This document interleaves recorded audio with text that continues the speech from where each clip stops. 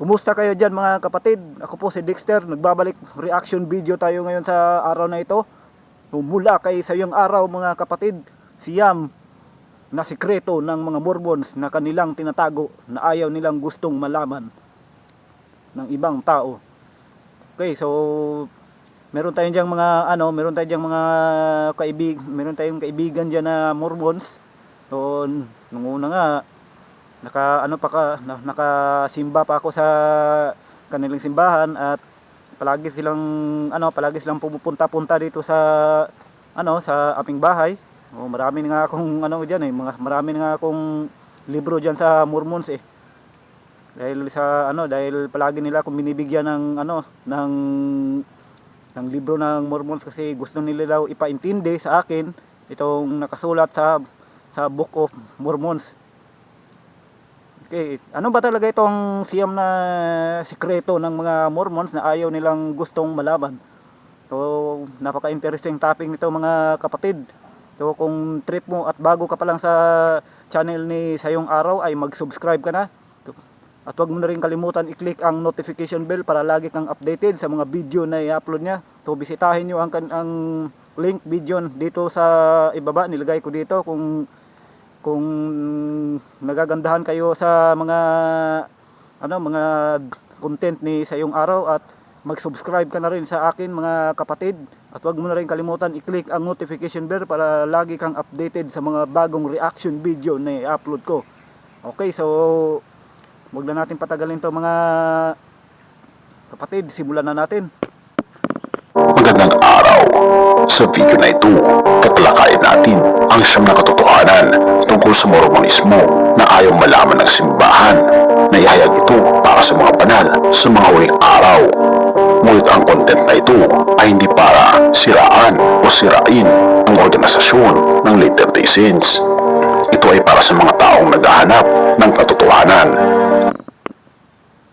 Ako rin mga kapatid, nagdududa din ako sa mga Mormons kung ano ba talaga ang layunin nila. Hindi ko masyadong naiintindihan kasi iba ang reliyon ko Katoliko ako eh. So Mormon sila. So ako respeto naman lang ako sa paniniwala nila. Respeto rin ako. So disclaimer lang to mga kapatid na hindi po tayo nag-reaction video lang po ako dito. Hindi po tayo naninira dito ng reliyon. So nagbibigay lang po ako ng reaction video dito mga kapatid. Kaya nirerespeto ko rin ang paniniwala nila. Dahil meron tayong mga kaibigan diyan mga Mormons eh. At mas maganda na i-research mo rin ang patungkol sa bagay na ito. John 8 verse 32, sapagkat malalaman mo ang katotohanan at ang katotohanan ay magpapalaya sa iyo. Katotohanan number 1, si Joseph Smith ang tagapagtatag at tinatawag na propeta ng simbahan ng mga banal sa mga huling araw. Siya ay isang Mason. Siya pa nga ang nagtatag ng Masonic Lodge noong 1842 sa Nauvoo, Illinois. Si Smith ay nanatiling Mason hanggang sa kanyang kamatayan. Bakit ito mahalaga? May ilang dahilan. Ang ideya ng lihim na samahan ay hindi tugma sa mga aral ng Biblia. Makikita natin ito sa 1:18 verse 20 kung saan sinabi ni Jesus, wala akong sinabing lihim. At tila baga, hiniram lang ni Joseph Smith ang ilang elemento mula sa Masonry noong binuo niya ang reliyong Mormon, lalo na sa ritual na seksyon, partikular ang seksyon ng mga donation na gumagamit ng mga ritual na elemento na katulad ng mga itinuturo sa Masonic Lodge, tulad ng lihim na pagkakamay o ang uri ng kasuotang isinusuot nila. Mayroon tayong halimbawa ng Masonic handshake at ng Mormon handshake. Kitang-kita na pareho lang sila. Hindi pa natin binabanggit ang ilang Masonic symbols na matatagpuan sa loob at labas ng templo ng mga Mormons sa Utah. Naroroon ang all-seeing eye, ang Masonic handshake, at narito rin ang ilang inverted pentagrams. Hindi katakataka na ang Masonry ay tila ma-influensya rin sa doktrina ng mga Mormons. Ang Masonry na bahagi ng okultismo ay nagtuturo na ang mga miyembro nito ay maaaring magkaroon ng Diyos. Sa kabaligtaran, ang Mormonismo O yun, no? No, sinabi na nga dito ni sa yung araw, no, hindi niya balak itong gumawa siya ng video na ito dahil hindi niya hangad na siraan ang organisasyon ng Mormons. So katotohanan lang talaga. Gusto ko rin malaman kung ano ba talaga ang katotohanan dito sa organisasyon ng mga Mormons. Sabi nga ito ni Sayang Araw, katotohanan ang magpapalaya sa iyo. So ganyan talaga ang ang mga content ni Sayong Araw, marami ka ditong mapupulot na aral sa kung ano ba talaga ang sikreto na tinatago ng ibang reliyon, kung bakit sila nagaganyan. Pero na lang rin, respeto na lang rin sa sabi ko nga kanina mga kapatid, respeto na rin sa paniniwala sa reliyon. Mismo ay nagtuturo rin na ang isang individual ay maaaring maging Diyos tulad ng ating makapangyarihang Ama sa langit. Itinuturo nito na ang mga marerespetadong Mormon ay isang araw ay magiging mga Diyos at magkakaroon ng kapangyarihan na pamunuan ang kanilang sariling planeta at magkaroon ng espiritual na mga anak sa kanilang mga banal na asawa. Katotohanan number 2, ang aklat ng Mormon ay ganap na hindi mapagkakatiwalaan. Ito ay sapagkat ang gintong tanso ng mga plaka na ginamit upang isalin ang aklat ni Mormon ay hindi man lang nakita ng sinuman. Sinasabi na ito ay nakita lamang ng 11 mga saksi sa pamamagitan ng pananampalataya. Bukod pa rito, ito raw ay isinalin sa isang wika na hindi umano tunay na umiiral at tinawag ni Joseph Smith na improved Egyptian. Kaya naman magandang malaman ang tungkol-ukol dito. Dagdag pa, itinuturing na si Joseph Smith ay gumagamit ng mga salamangka nang isalin ang mga gintong plaka. Ang mga salamangka na ito ay may dalawang transparent na bato na inilalagay sa isang frame, kaya't nagbigay ito sa kanya ng kakayahan na makita ang mga sinaunang titik sa mga gintong plaka na isinulat sa Ingles. Gayunpaman, ang mga gintong plaka ay hindi ginamit sa prosesong ito, tanging ang mga salamangka lamang. Hinggil sa bato ng panghuhula, ito ay ini-insert sa isang sombrero at doon inilubog ang kanyang mukha upang makakuha ng Ingles sa pagsasalin ng mga gintong plaka. At muli, hindi ginamit ang mga gintong plaka sa prosesong ito. Sa totoo lang, hindi ito kailanman naging bahagi ng anumang pagsasalin. Noong kanyang kabataan, ginamit pa ni Joseph Smith ang bato ng panghuhula upang hanapin ang nakatagong kayamanan. Sa pangkalahatan, ito ay tinuturing na panggagawayan, kaya't tila gumamit si Joseph Smith ng mahigpit.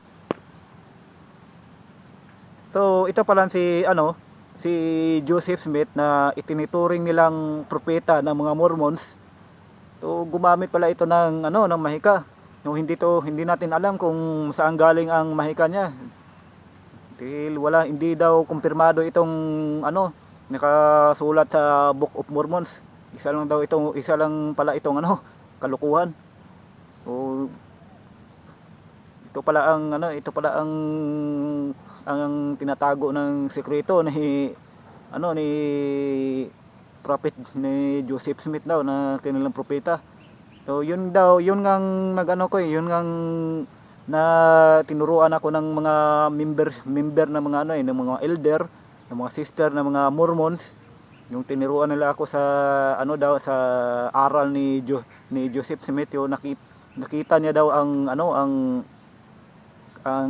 Panginoong Hesus, sabi nila. So ako hindi naman ako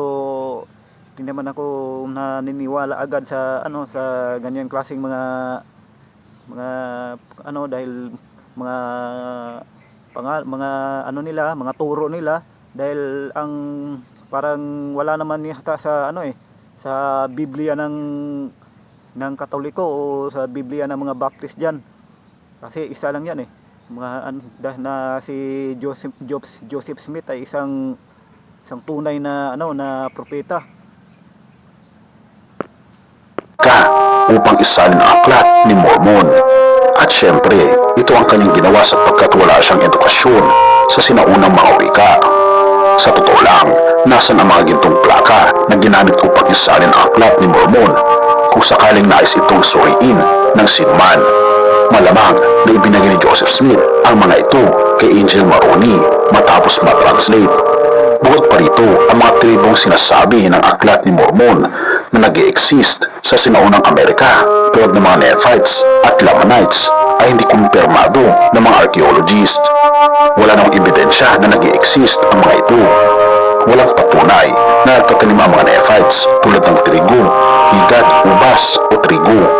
Ang mga sinaunang Amerikano ay namubuhay sa mais, balatong, kamatis, kalabasa at iba pa. Ang ilang mga hayop na ayon sa aklat ni Mormon ay tinuturing na itinatanim ng mga Nephites tulad ng mga kambing, kabayo, tupa at elepante ay wala sa Amerika noong panahon iyon. May ilan sa mga nagsasabi na ang aklat ng Mormons ay isang plagyarismo ng hindi pa nailathalang kwento ni Solomon Spaulding na may pamagat na manuscript found na may maraming pagkakapareho sa aklat ni Mormon kasama mga salitang Nephi, Mormon, Moroni at Lamanites.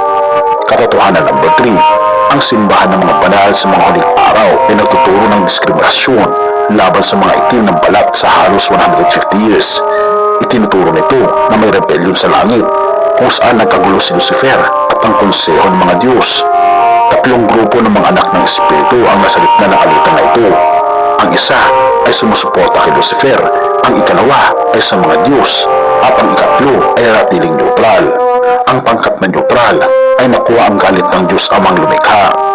At ang resulta nito ay ang sumpa na sila ay isilang bilang mga itim na balat sa lupa. Ang mga itim na balat na mga Mormon ay hindi pinapayagan sa priesthood sa simbahan ng mga banal sa mga huling araw. At hindi rin sila pinapayagang pumasok sa mga templo ng mga Mormons. Si Brigham Young ang tinatawag na pangalawang propeta ng simbahan ng mga banal sa mga huling araw ay nagsabi na ang parusa para sa pag-aanak ng mga multiracial na anak ay kamatayan. Ngunit dahil sa mga racist na itinuturo na subok na malakas ang political na pressure sa simbahan ng mga banal sa mga huling araw. Kaya naman noong Hunyo 8, 1978, ang Pangulo ng Simbahan ng mga banal sa mga huling araw na si Spencer W. Kimball, pagkatapos ng maraming oras sa upper room ng templo ng simbahan ng mga banal sa mga huling araw o Latter-day Saints, ay umano'y tumanggap daw ng inspirasyon mula sa Diyos na nagsasabing inalis na raw ng Diyos ang sumpa. Mula noon, ang lahat ng karapat-dapat ng mga lalaking itim na balat ay maaaring magkaroon ng priesthood. Katotohanan number 4, sinabi ni Joseph Smith na may tao sa buwan. Sinabi niya na sila ay nag-aanyong mga Quakers, may taas ng mga 1.8 meters at nabubuhay ng mga 1,000 years. Sinabi pa nga niya na ang kanyang responsibilidad ay magdala ng ebanghelyo sa kanila. Sinabi rin ni Brigham Young, ang pangalawang pangulo ng simbahan ng mga banal sa mga huling araw o Latter-day Saints, na mayroong buhay sa araw.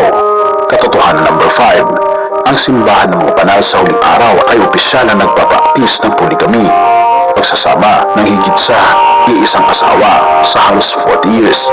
Nagsimula ito noong tinanggap ang revelasyon mula sa tinatawag na propeta na si Joseph Smith noong 1831. Ipinahayag ito sa publiko noong 1852 at nagtapos noong 1890. Sinabi ni Joseph Smith na siya ay nag-asawa ng hindi bababa sa 30 na babae bago siya mamatay, at ang ilan sa kanila ay mga menor de edad, at ang ilan ay kasal sa ibang lalaki na nangahulugang kailangang iwan nila ang kanilang kasalukuyang asawa upang makasama si Joseph Smith.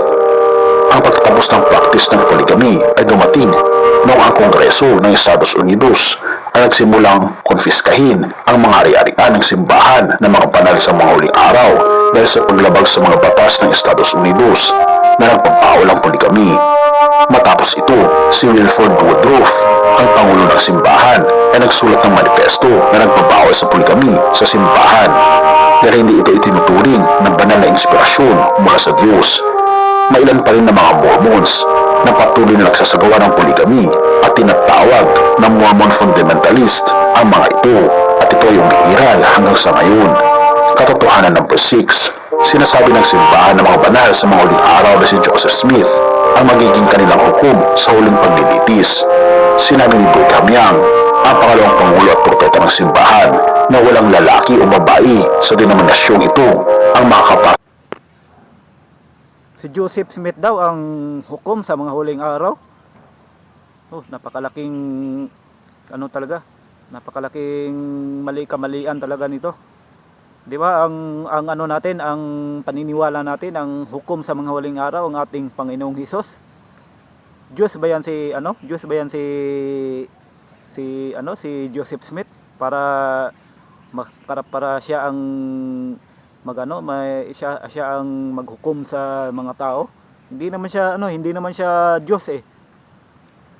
Walang sinabi niyan sa Bible. So hindi ko alam kung bakit ba to si Joseph Smith na nagtatag ng sarili niyang reliyong Mormons. Grabe. Si Joseph Smith daw ang kanilang propeta, tapos si Joseph Smith naman ang maghukom sa mga huling araw. Ang paniniwala natin diyan, ang kasulat na yan sa Biblia, ng ating Panginoong Hesus ang siyang may karapatan ang maghukom sa mga huling araw at wala nang iba. So, ang mga propeta diyan, si Isaiah, si Isaiah, si Job, si Daniel, at marami pang iba, sila ni Moses, ni Enoch. So sila ang mga tunay na propeta. So sa amin 'yon, sa aming paniniwala 'yon sa Katoliko. Kasi kinontra ko lang itong nag-react lang ako dito dahil hindi naman tamang sabihin na si Joseph Smith ang maghukom sa mga huling araw. Hukman niya ang mga makasalanan. Okay, patuloy na natin. Sa karya ng Diyos sa langit na walang hanggan, na walang pahintulot ni Joseph Smith. Bawat lalaki at babae ay dapat magkaroon ng saksi ni Joseph Smith Jr. bilang pasaporte upang makapasok sa tahanan kung saan naroroon ang Diyos at si Kristo. Si Joseph Smith ay namamayani raw doon bilang pinakamataas na nilalang daw sa kanyang sahop, kahusayan at tawag, tulad ng Diyos na namamayani sa langit. Katotohanan number 7, ang mga Mormons na madalas pumapasok sa mga templo ay nagsusuot ng mga banal na Mormon underwear na may natatanging kapangyarihan. Tinatawag nila itong mga templo. So ito yung napansin ko sa sa mga kakilala ko dito, mga Mormons yung mag-short sila ng maiksi, parang nakita ko sa kanila nung una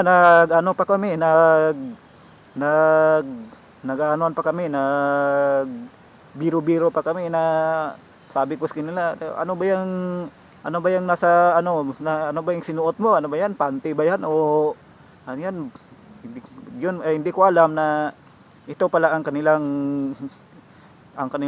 kanilang isinusuot sa kanilang, ito ang sa tradisyon nila to bilang sa mga Mormons, araw at gabi, parang kung baga sa boxer nila to, pero lagi nila itong sinusuot, puti talaga, hindi katulad natin na magsuot ng boxer, iba-iba yung kulay. Ito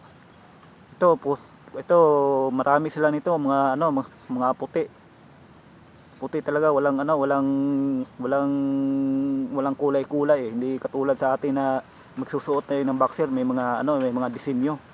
Kasi tradisyon nila yan